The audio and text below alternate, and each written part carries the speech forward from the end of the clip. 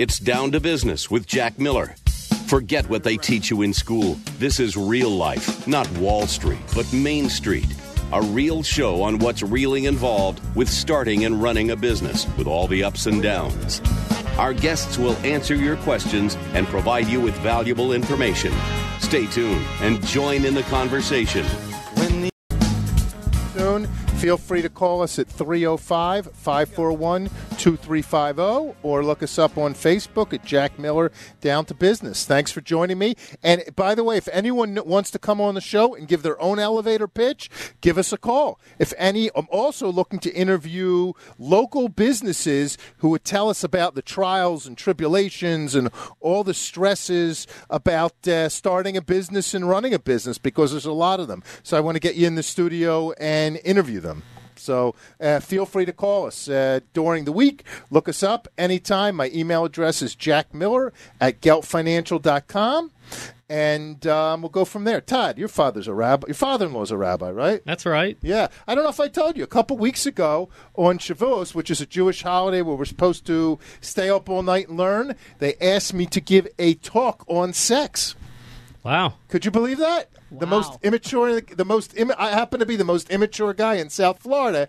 And so I gave a talk on sex. I became a sexologist for one night. The truth is, I don't know anything about sex. I'm married like 29 years. I barely know how it works. And at this age, it barely works. But it was fun. Where did those kids come from? I don't know. I wonder. Back then I was younger. But this week the rabbis going on vacation, and of course, my luck, they asked me to speak this Saturday in synagogue.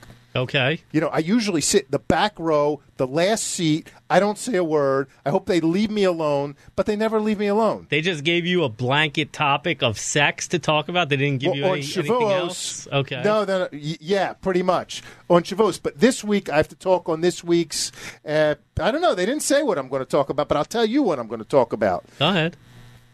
This week, again, I don't mean to go into a religious channel, but Moses is, one of the greatest, if not the greatest, Jewish leaders of all time. Moses had a speech impediment. So what lesson can we learn by his speech impediment? Why did God give him a speech impediment? And it's talked about, there's a lot of commentary in the Torah, and it dawned on me that we all have our own impediments. Some of them are physical, some of them are emotional, some of them are mental. I don't really know the difference between emotional and mental. But we all have our own craziness. We all have our own impediments, some more serious than others. But God, if we believe in God and we believe in Moses and we believe in the Creator above, whether you're Jewish, Catholic, Muslim, or Hindu, whatever the religions are, we believe in a greater power, and we believe that God created the world in 7 days. So why does He give our greatest leader, greatest communicator, a speech impediment? And there's all kinds of stories why. And my belief is because by Him doing that, we have to take it upon ourselves to learn the lesson that it's okay to have impediments. We all have something the matter with us, some in different areas. We all have our own craziness. We all have our own physical disabilities or emotional problems, but we have to overcome them, and it's a signal from our Creator that it's okay to have an impediment. And it's not really an impediment. It's a gift from God. Just like if you have a talent and you could sing like that girl could sing, or you could play violin like I don't know who plays violin, but if you could do anything you can't want, if you have an impediment, it's directly from God, and God wants you to operate that.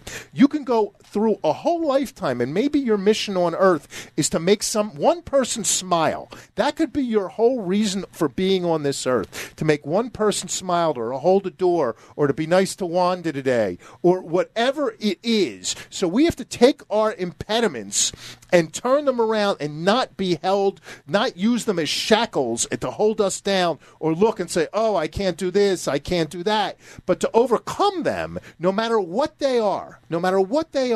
There's a particular lady I know who I really don't know what's the matter with her, but I think she's autistic and she has Asperger's, but she's a beautiful lady. And I see her once a week, and I'm guessing she's 40, and she puts a smile on everyone's face. And I know she struggles with all types of internal struggles. And I almost want to say to her, you're putting a smile on everyone's face is an inspiration to everybody. And I think we have to somehow turn our weaknesses or what we perceive weaknesses and impediments into positives and saying, I was given this because I can handle this. Just That's like right. we have a talent.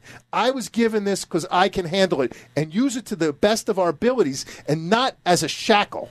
And saying, God gave me this because I can handle it.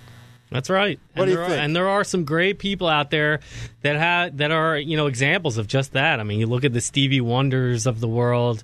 Even the greatest president that most people agree was one of the greatest presidents we ever had, Franklin Roosevelt, overcame severe physical disability to lead and become one of the most powerful men in the history of the world. So I agree. There are people who, if they can master their own demons, their own weaknesses, their own fears, and use them to grow and become stronger, not because of them, but in spite of them, I think that really, really is a ticket to greatness. And I agree with you 100%. Your greatest weakness will also be your greatest strength. I agree 100%. But you know what happens, Wanda and Todd? We all hung up. We look in the mirror and we think of ourselves as weak, and we look at our problems, but we don't look at the good stuff we do. And again, we could be here just to do what we could go through a whole lifetime to do one good thing, to do one. I don't want to use the word mitzvah; it's a Jewish word, but to do one good deed for somebody else, and that could be our whole reason for living. That's right. People, and by the way, it's reflected totally in the media, are hung up on the bad, and not enough focus ever is on the good. And I agree with that. And maybe it's because it's not as exciting, or maybe it doesn't sell enough copies in newspapers or get enough ratings on television. But all of that reflects just general humanity, and we all get caught up in the malaise, in the downtrodden, in the problems, in the horrible things that happen, and not enough time is spent, and not enough focus is really invested in the truly good. I agree. So let me ask you a question. Seriously now, if you think I do good this Saturday morning, you think the rabbi should give me some of his salary because he's on vacation somewhere and I'm going to be working? What do you think? Is that fair to ask him? So this is I'm just teasing is this what you're speaking about? Actually, this week's Torah portion, it's about Moses. I don't want to say God tells him he's not going to make it to the promised land. For there's a whole story. I don't want to get too religious, hitting the stone and all this, that. And I have a different take on it. Okay. So I'm going to give my take on it. But it's effectively about using your God-given talents, and impediments that you get are really God-given, and you have to turn those impediments around.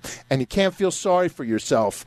And you have to use those impediments for the betterment of mankind. Wow. Well, that sounds great. Yeah, but you think the rabbi should give me a piece of his salary? I don't think rabbis are paid as much as you think they are, so no, whatever I don't. It is, I'll take it. No, I'm just teasing with you. We have a great rabbi. I love the synagogue. I'm excited to speak there, and I'm excited to be there, and I'm just teasing with this salary. Wanda, I appreciate it. I know we're coming to the end here. Yeah, we are. My only comment, Wanda, was I did not get to talk about your lotions, and actually I didn't really smell oils, whatever. I didn't really get to smell that many this week. So I'm not doused up today, but next week will you douse yourself up and will you let me get closer? I was in a hurry. But can I get closer next week? No, you stay in there. You stay in your room. The flirting's got to stop. Look, Todd Cohen, the Commercial Corner. I'll give my phone number, 786-522-7021. It's been a great week. Thanks for listening, as always. Jack, thanks for having me. My pleasure, everyone. Jack Miller, Down to Business. Look us up on Facebook. Wanda, thank you. You are the best. You're sexy, and you're nice. He's right. Have a great day, everyone.